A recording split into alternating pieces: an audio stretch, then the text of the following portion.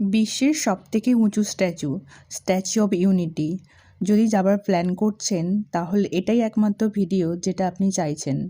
এই ভিডিওতে আছে এন্ট্রি টিকিট থেকে শুরু করে ট্রান্সপোর্টেশন, কিভাবে যাবেন, কোথায় থাকবেন, লকার ফেসিলিটি আছে কি না, ডিটেল ইটিনারি এবং সম্পূর্ণ বাজেট, কোথায় কি খরচ হবে, পুরো স্ট্যাচু অব ইউনিটি ট্রিপের পুরো তথ্য জানতে হলে এই ভিডিওটি সম্পূর্ণ দেখুন।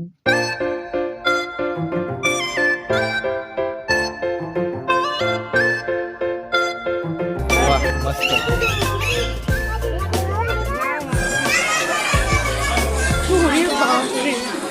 প্রথমেই বলবো ট্রান্সপোর্টেশনের কথা।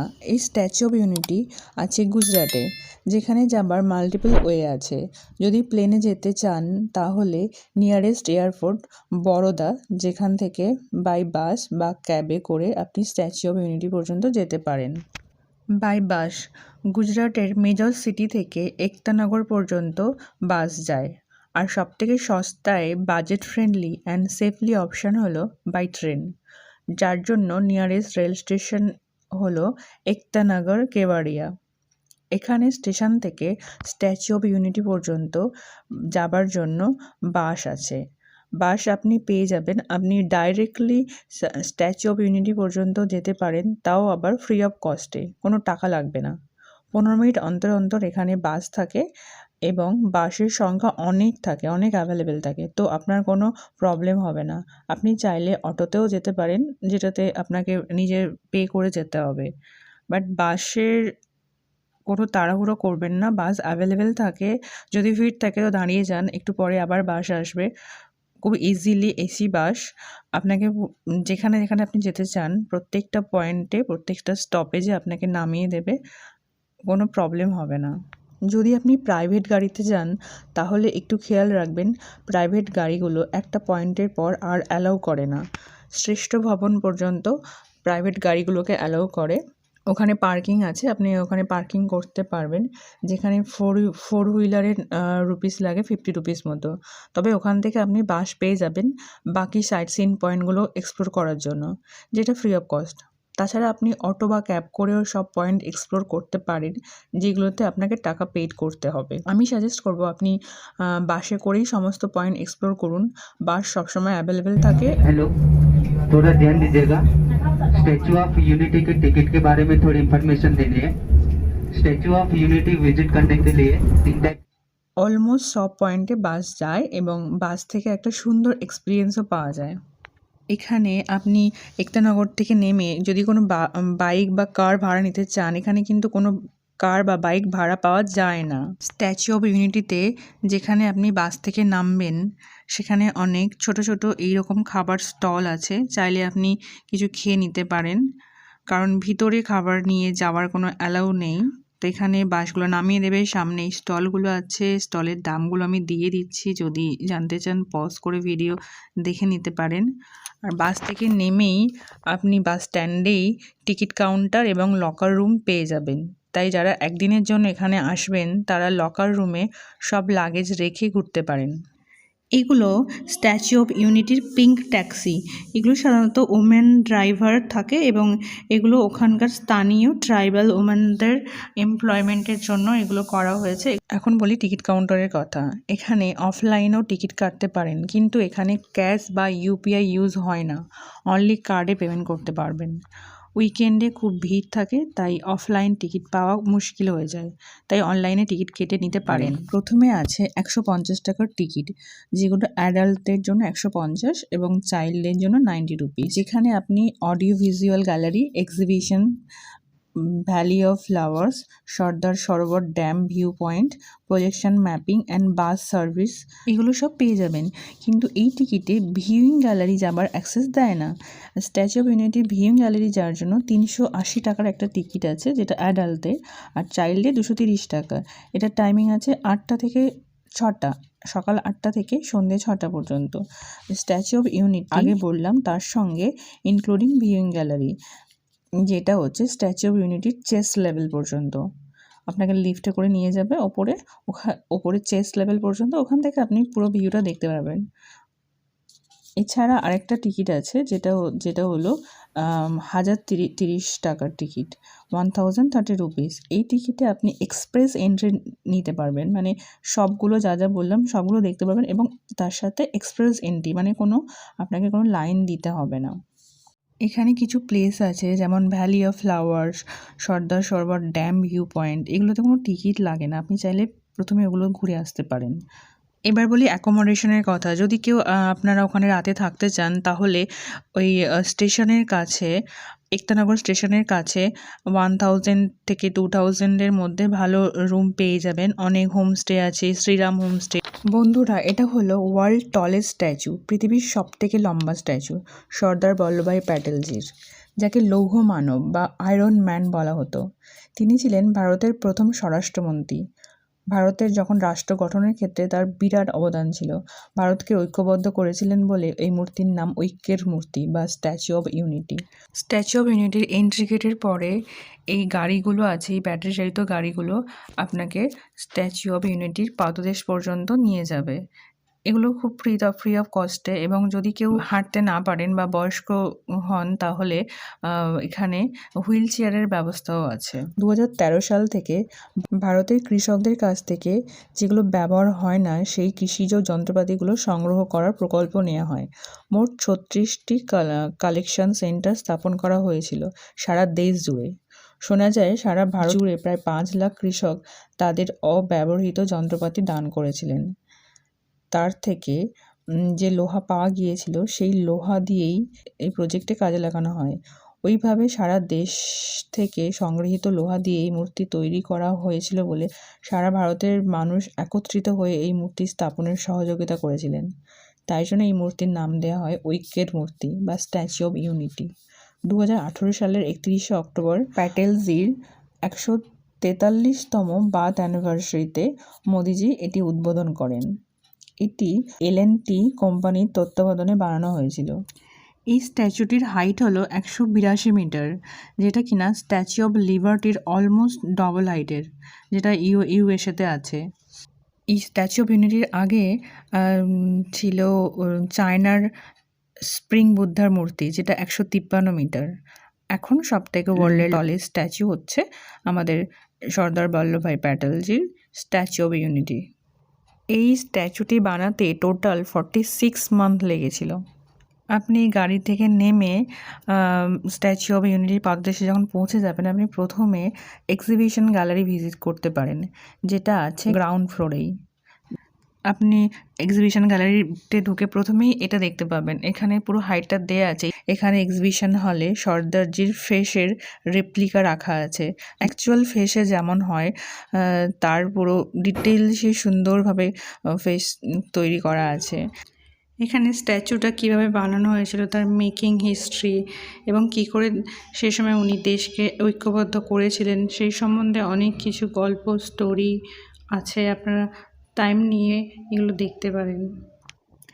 যারা 380 টিকিট নিয়েছেন তারা আপনি চাইলে এক্সিবিশন হল থেকে ডাইরেক্টলি যেতে পারবেন ভিউইং গ্যালারির দিকে। লিফটে করে আপনাকে নিয়ে যাবে।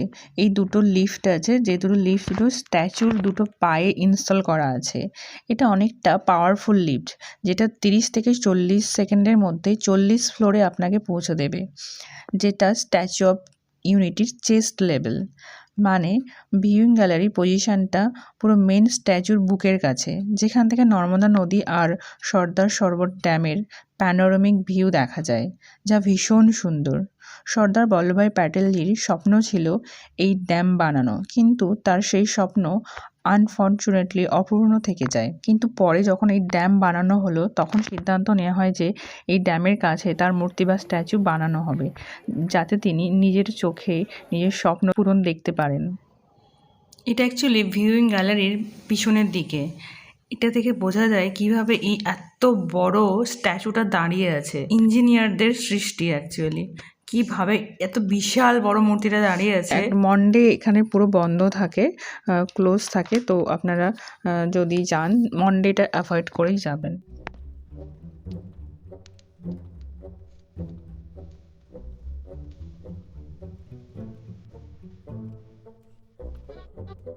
এখানে টয়লেটেরও ব্যবস্থা আছে। এই দুটো স্ট্যাচুর দুটো পা এই অ্যাকচুয়ালি দুটো পায়ে কিন্তু লিফটটা সেট করা আছে।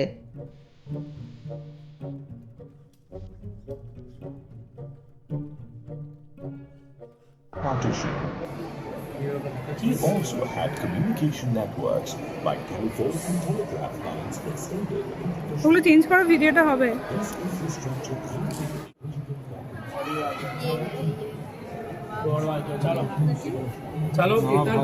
তো ভোপাল ছিল।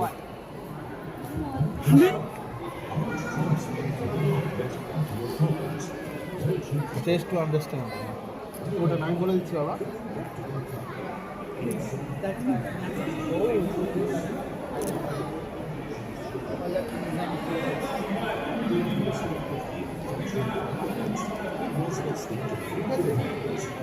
হয়ে গেল। এখানে ধর ও স্টেট ওর কেমন করে সরকার বাই কী হয়েছিল, হায়দ্রাবাদ কেমন করে অ্যাড হয়েছিল ইন্ডিয়ার সঙ্গে সেটাই। যেরকম মহারাজা হরি সিং জানা যাবে মহারাজা হরি সিং কাশ্মীরের সঙ্গে কেমন করে হয়েছিল 1947-এ সেটাই। হ্যাঁ হ্যাঁ।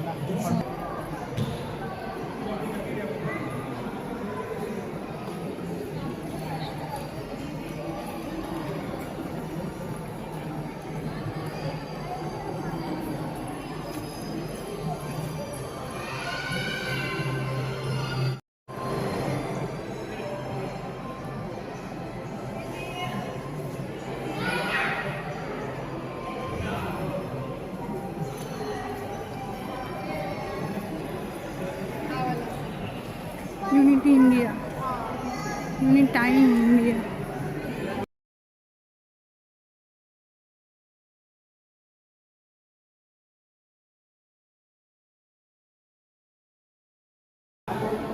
তুমি লিখে দিতে পারো।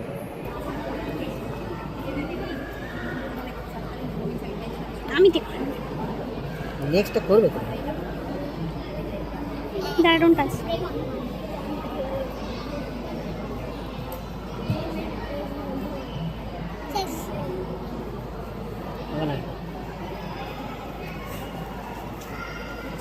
আপনি এক্সিবিশন গ্যালারির মধ্যে গিয়ে এখানকার ট্রাইবাল লাইফ সম্বন্ধে জানতে পারবেন এবং হচ্ছে স্ট্যাচু অফ বিল্ডিংয়ের মেকিং এবং বিল্ডিংয়ের ব্যাপারে জানতে পারবেন, নর্মদা ভিলেজ এবং এখানকার ট্রিভিয়াল লাইফ, সর্দার সরোবরের ড্যাম পুরো স্টোরি জানতে পারবেন। এই সব এর সাথে এখানে দুটো মিনি থিয়েটার রুম আছে।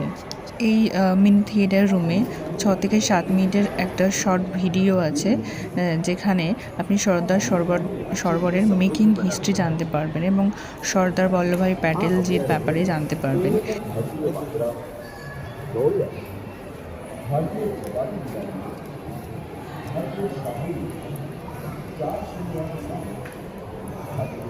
স্যার উপরে কে বসে আছে দেখ, ওই দেখ ওইদিকে কে বসে আছে দেখ। এটা রুকু কাঠবিড়ালি, এটা ফ্লাইং স্কুইরেল।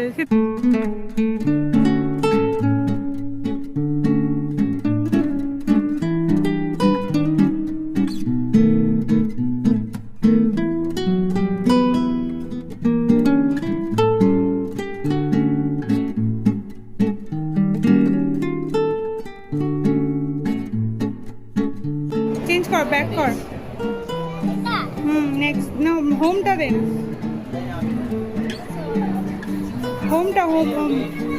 এবার কোনটাকে টাচ করবে দেখ, এদিকে কিছু একটা আছে, তীর চিহ্নটা আগে তো। হ্যাঁ দেখ না, ও এটা ক্রোকোডাইল ঘুমাচ্ছিল কেন? ক্রোকোডাইলের হাড়টা পড়ে আছে। ক্রোকোডাইল না, এটা হচ্ছে একটা ডাইনোসর। এবার হোমে যা। আর এইখানে কি? এখানে আবার হোমে যাবি। হোম ওখানে বলেই যাবে। এটা বাঁ দিকে।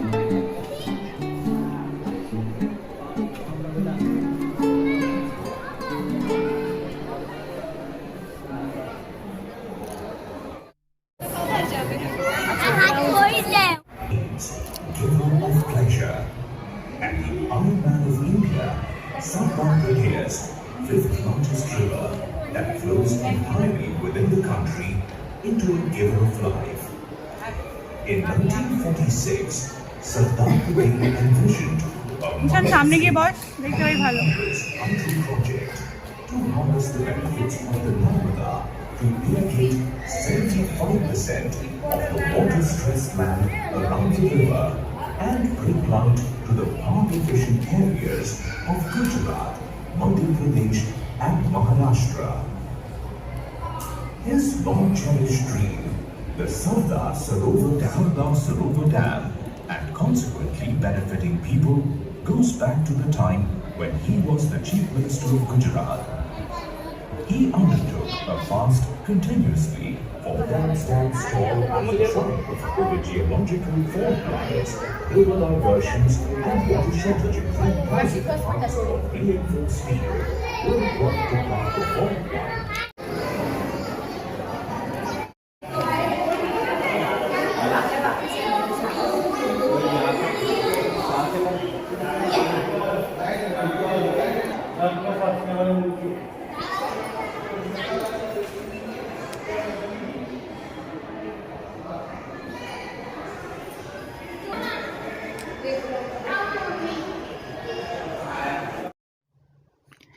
এক্সিবিশন হলের উপরে আছে স্ট্যাচুর ফুট এরিয়া, যেখানে আপনি 150 রুপিস টিকিটে আসতে পারবেন। আর এখান থেকে আপনি বুঝতে পারবেন কত বড় এই স্ট্যাচুটা। আমরা 5-6 ফুট যদি মানুষ গিয়ে দাঁড়াই, ওনার পায়ের জুতোর পর্যন্ত হব, মানে এতটাই লম্বা। আর সূক্ষ্ম সুন্দরভাবে কাজগুলো করা আছে। জুতোর দড়ি যে বাঁধা, সেলাই পর্যন্ত খুব সুন্দরভাবে সূক্ষ্মভাবে তৈরি করা আছে। একটা অসাধারণ কারুকার্য, পুরোটাই লোহা দিয়ে তৈরি।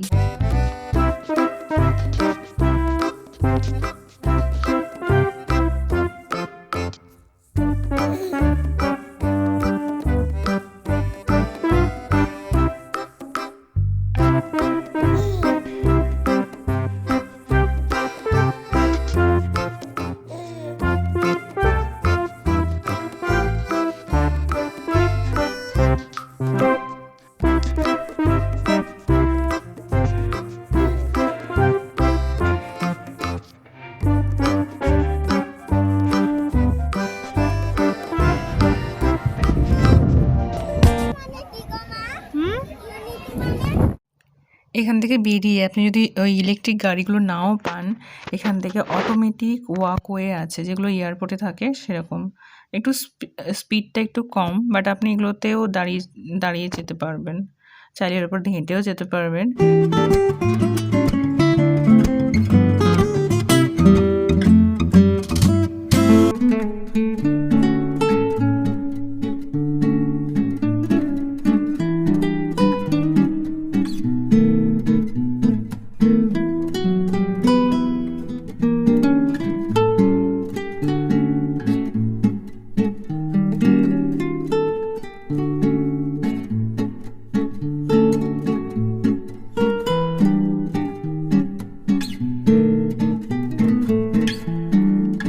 এখানে চাইলে আপনি বোট রাইডিং করতে পারেন, আর সামনেই আছে ফুড কোর্ট, এখানে চাইলে কিছু খেয়ে নিতে পারেন। খুব সুন্দর এটা খাবার জায়গাটা, এখানে বসে বসে আপনি স্ট্যাচু অফ ইউনিটি দেখতে দেখতে খেতে পারেন।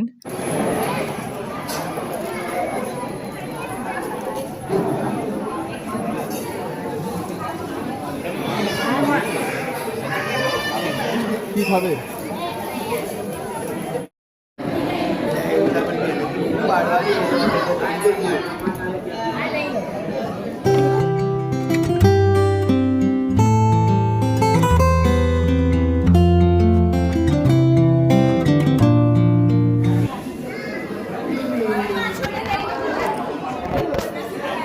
সন্ধ্যের টাইমে যখন প্রজেকশন ম্যাপিং হবে, মানে যেটা লাইট অ্যান্ড সাউন্ড শো, তখন আপনারা এখানে বসে দেখতে পারবেন।